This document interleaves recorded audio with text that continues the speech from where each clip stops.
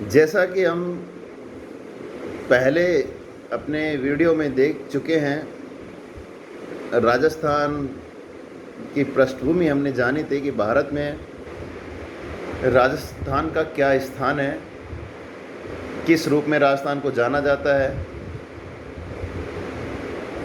एक एक करके वो सब चीज़ें हमने उसमें देखा था और उसका ही विस्तार हम कहीं न कहीं आगे अब करने जा रहे हैं।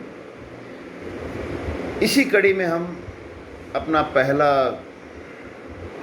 टॉपिक शुरुआत कर रहे हैं और पहला टॉपिक राजस्थान के इतिहास के स्रोत है हमारा, जो परीक्षा में बड़े क्वेश्चन के रूप में ज़्यादातर पूछा जाता है।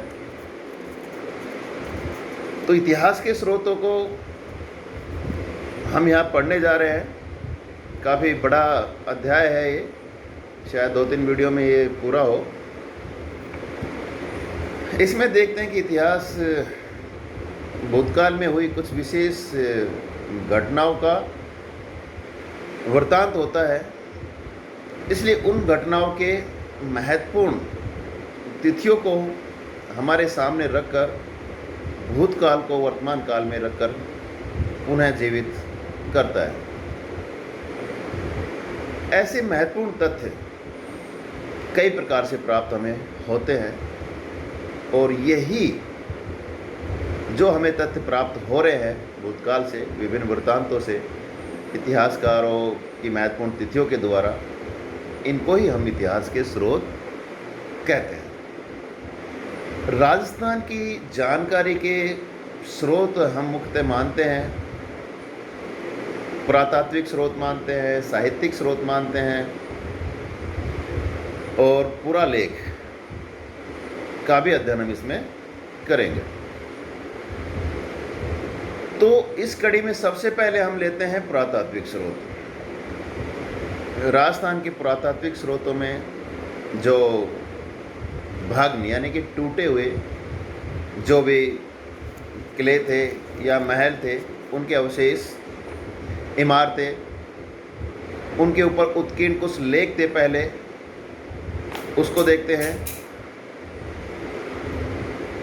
मुद्राओं तथा मूर्तियों का उल्लेख किया जा सकता है।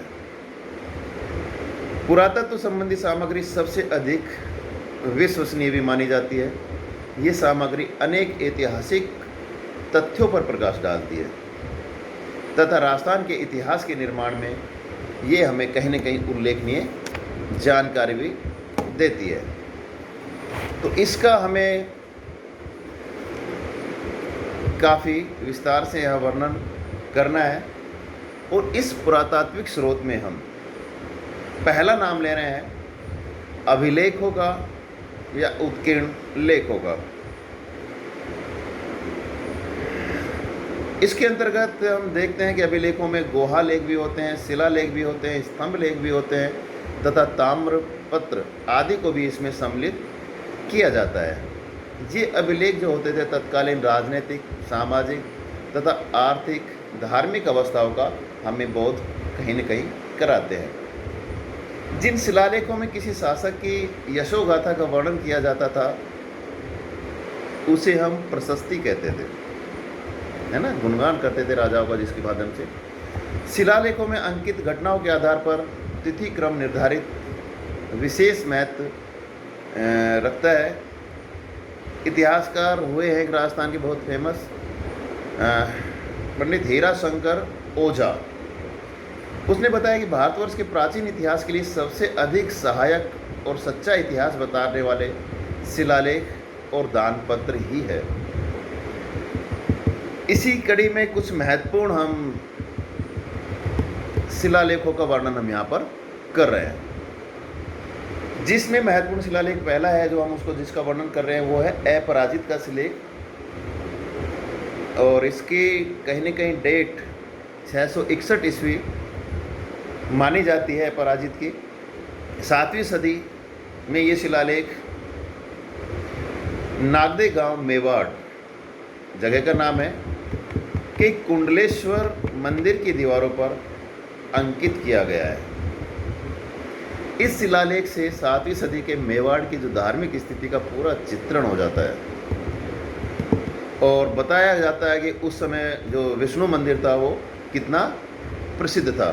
ये सारी चीज़ें हम अपराजित शिलालेख के माध्यम से बता सकते हैं।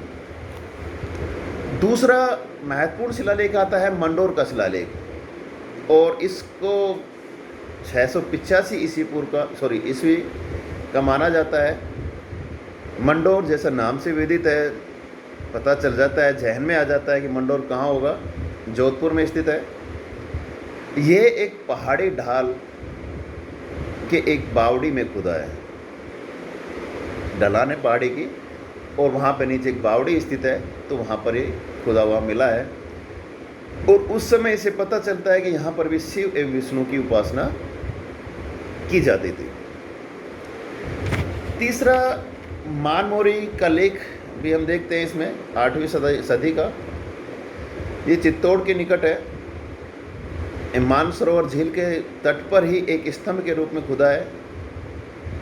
ये अभिलेख कर्नल जेम्स टोड को मिला था और इसमें राजाओं के द्वारा लगाए गए करों, युद्ध में हाथियों का प्रयोग, शत्रुओं को बंदी बनाए जाने एवं उनकी स्त्रियों की देखभाल की उचित व्यवस्था का उल्लेख भी इसमें मिलता है। इस समय धार्मिक भावनाओं से तालाबों का निर्माण एक लोकोपकारी माना जाता था।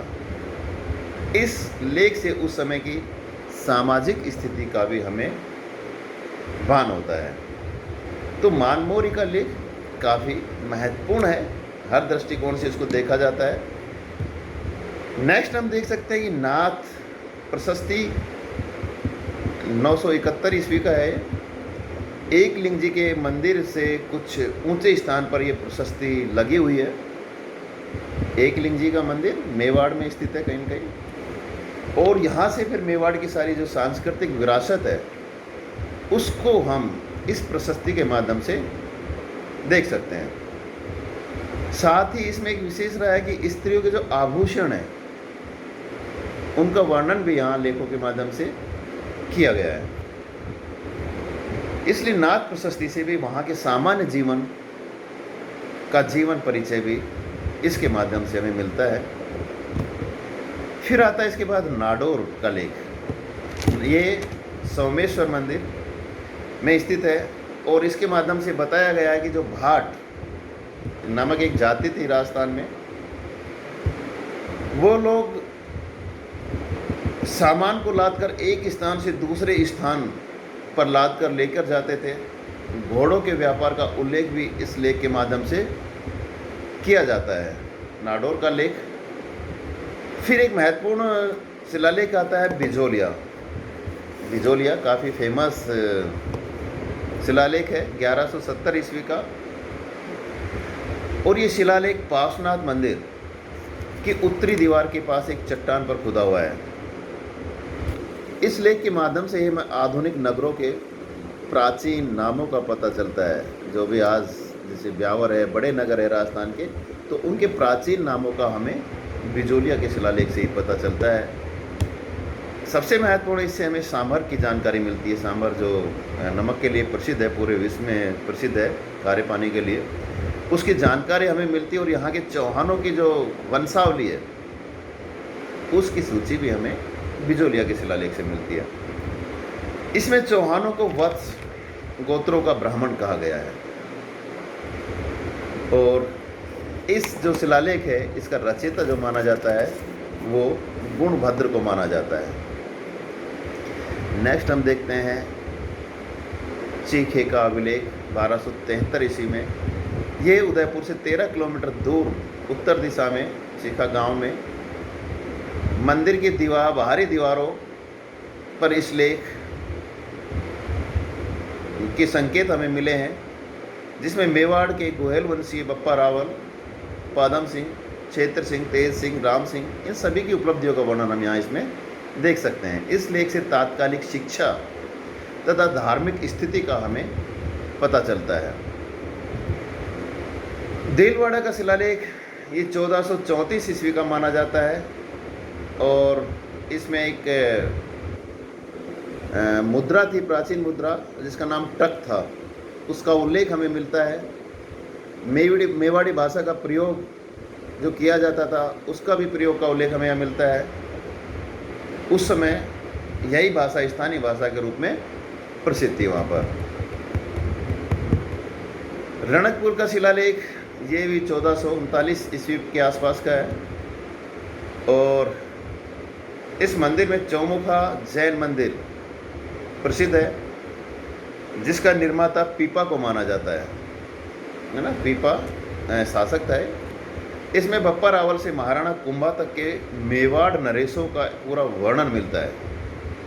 तो देखो, कहीं ना कहीं चौहानों से संबंधित अपन जाएँ तो बिचौलिया शिलालेख और मेवाड़ नरेश की भी एक बहुत लंबी फहरिस्त रही है शासकों की।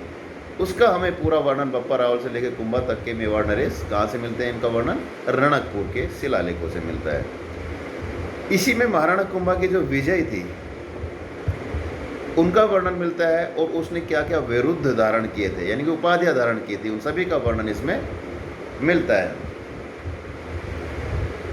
अगला हम कुंभलगढ़ का शिलालेख, भाई वही महाराणा की वंशावलियाँ मिलती है। राणा हमीर, महाराणा कुंभा के विजयों का वर्णन है।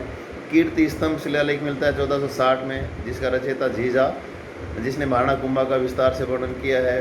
उसके व्यक्तिगत गुणों को भी दर्शाया गया है महाराणा कुंभा के, और साथ ही जो कुंभा की सांस्कृतिक उपलब्धियाँ, बहुत फेमस है सांस्कृतिक उपलब्धियाँ कुंभा की, उसका वर्णन हम यहाँ मिलता है। राज प्रशस्ति को देख सकते हैं, काफ़ी फेमस प्रसिद्ध रही है 1676 ईस्वी की। ये रासमंद झील के 9 चौकी, रासमंद झील 9 चौकी की पाल पर कई ताकों में 25 शिलाओं पर अंकित है मिला के, और इसमें संस्कृत में श्लोकबद्ध लिखे हुए हैं सर्ग, 25 सर्ग लिखे हुए हैं, जिसमें राजा राज सिंह की उपलब्धियों का वर्णन इसमें हम मिलता है। हल्दी घाटी का युद्ध हुआ है, जो मेवाड़ संधि का भी उल्लेख इसमें मिलता है। और ये शिलालेख संपूर्ण विश्व में सबसे बड़ा शिलालेख माना जाता है। कौन सा है? राज प्रशस्ति। तो इसको हमें याद रखना है, राज प्रशस्ति को। तो ये कुछ शिलालेख और कुछ प्रशस्तियाँ थी जो बहुत महत्वपूर्ण थी राजस्थान में। ऐसे तो बहुत ज़्यादा है, लेकिन जो महत्वपूर्ण है, जो पूछा जाता है आपके कुछ कॉम्पिटिटिव एग्जाम में भी कुछ कहीं न कहीं निकल के आएंगे, तो वो इनमें से ही निकल के आते हैं। तो आज हमने इस कुछ प्रशस्ति शिलालेखों के बारे में पढ़ा है। कल हम देखते हैं, सिक्के वगैरह देखते हैं, और क्या क्या प्रचलित सिक्के चलते थे उनके बारे में पता करेंगे। आज के लिए इतना काफ़ी है। Thank you.